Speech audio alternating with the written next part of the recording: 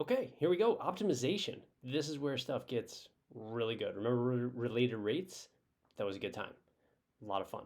Optimization. Another huge application of derivatives. So first, let's talk about, well, what does that actually mean? Because the objective here is to understand the process of optimization, which is kind of generic. That's not totally helpful. So, according to the interwebs, the word optimize means make the best or most effective use of a situation, opportunity, or resource. Hmm. Okay, well, that's what we're going to be doing. We are going to be using calculus to help us make the most out of a resource, typically. So let's do some problems. However, before doing some problems, we want to actually talk about this a little bit more. So what we're going to be trying to do is trying to maximize or minimize something. It could be profit. We want to maximize profit, minimize cost, maximize volume, minimize materials, etc. So this is very applicable in the real world. We are always trying to optimize, make things as efficient as possible. So our goal is to find a maximum or minimum value of some function, kind of the steps along the way. And you might not have to do all of these steps, but these are the things you're going to want to think about. This is in your note packet also, so you don't have to write this down, but just kind of, listen to me ramble as I talk. So first, identify all the given quantities and the quantities that we are trying to determine. Make a sketch if you can. You're not always going to be able to. Write a primary equation for the quantity that you're trying to maximize or minimize. Reduce the primary equation to one variable or one independent variable if you can, or I should say, if it isn't already reduced to one independent variable, sometimes it'll already be like that. This may involve using some sort of secondary equation relating the two independent variables if there's multiple independent variables. Think about, we had to do that in related rates a lot, where we had to come up with some relationship between two of the variables so we could get one of the equations in terms of one independent variable. Same sort of idea. Sometimes we're going to have to do that, sometimes we won't. Determine the feasible domain of the primary equation and if it's a closed or an open interval. If it's a closed interval, then we're going to actually be doing our candidates test, where we are just going to be plugging in any critical values as well as the endpoints, to see what is our actual maximum or minimum. If it's an open interval, then we're going to be doing either our first or second derivative test to determine whether what we found is a maximum or minimum, using our derivative speak to justify that, and then actually finding the maximum or minimum value if we need to. Determine, so then that's the last part, determine the desired maximum or minimum using our calculus techniques. So a couple of things just to highlight from this is really thinking about the closed or open interval thing. We'll talk through this in some of the problems. Does it make sense? Is it realistic to have certain values? Sometimes it might not make sense to have the value, so we know it's not going to be a maximum or minimum with that, but it still is realistic, so we check it anyway. So these are things that we're going to keep in mind. Okay, so now let's actually look at our first problem. So a manufacturer wants to design an open box having a square base and a surface area of 108 square inches. What dimensions will produce a box with a maximum volume? So what are we trying to do? We're trying to have a maximum volume. So right away, I know that I'm going to need a volume equation. It's a box with a square base. So I'm going to draw a little picture here. And this is a perfect box with a square base. So I'm going to call this X, I'm going to call this X, and I'm going to call this H. Now I know my volume is X squared H. Well, what are the restrictions on volume? Well, it can't be negative, right? So I know volume has to be greater than or equal to 0.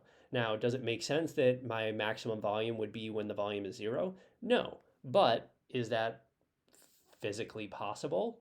Yes, I could not have a box. That would be a minimum volume.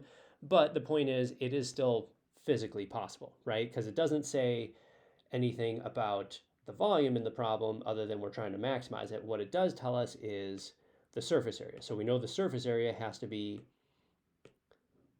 108 square inches. So then let's come up with a surface area equation. Because right now, our equation here, the volume, we have two independent variables. We have x and we have h. So we want to get that in terms of either just x or just h. In this case, ideally, it's going to be in terms of just x. So we can write our surface area equation, and I know surface area, and remember this is an open top box, right? So this part right here does not exist, but the bottom does. So the surface area is going to be 4 times x times h, because that's going to be each side of the box, plus the bottom of the box, so x squared. Sorry, my plus right there looks kind of like an x. That was pretty sloppy, so let's rewrite that. So plus. So this is our surface area equation. So now we have a relationship between x and h. We also know that the surface area is 108 equals 4xh plus x squared. All right, so now let's think about bounds a little bit before we move forward. And what I mean by that is let's think about x. So since earlier on, remember we said that the volume technically could be 0, that means that the minimum x could be is it could actually be 0. What is the maximum x can be? Well, since we have a maximum surface area of 108, if I think about this equation here, if the height is 0, then x squared would equal 108, so x would be the square root of 108. So the upper bound of x is going to be the square root of 108. The square root of 108 also reduces, if we want to simplify that, to 6 root 3. Not totally helpful, but this is approximately 10.392. So, and that should make sense, right? The square root of 100 is 10, the square root of 121 is 11, so it should be something between 10 and 11. Okay, now we know our bounds on x.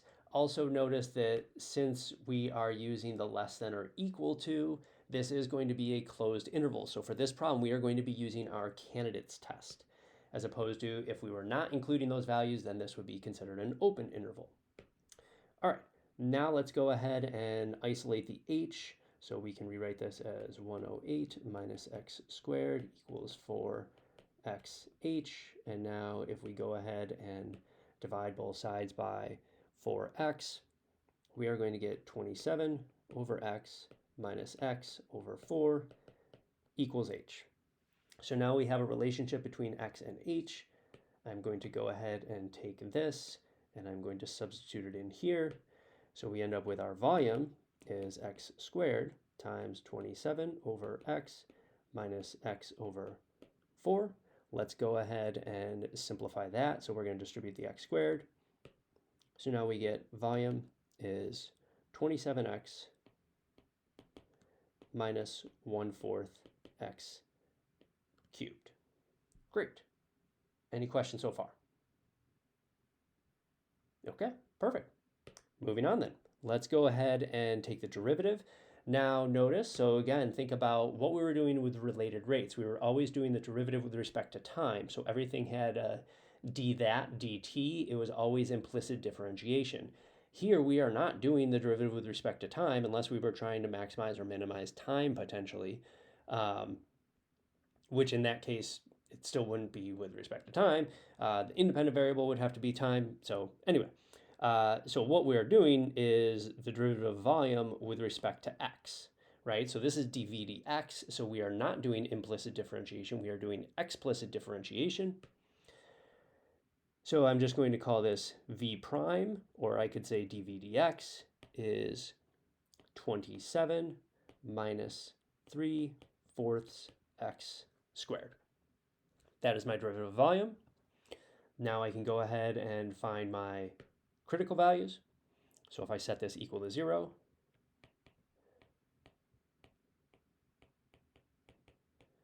I get that. Let's go ahead and solve. So we can say 3/4 x squared equals 27. multiply by 4, divide by 3. I end up with x squared equals 36.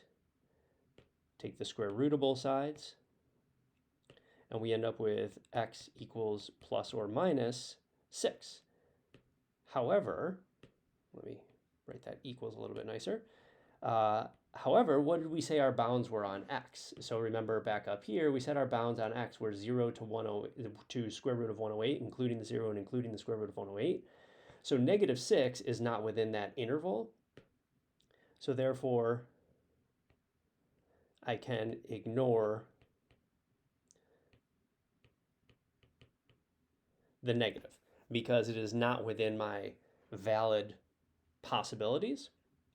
So now we are going to do our candidates test. And remember, the candidates test is really just plugging our potential values. So our potential values are 6, 0, and root 108 into our volume equation. And we are literally going to see which one gives us the biggest, or yes, in this case, the biggest, sorry, because we are trying to maximize.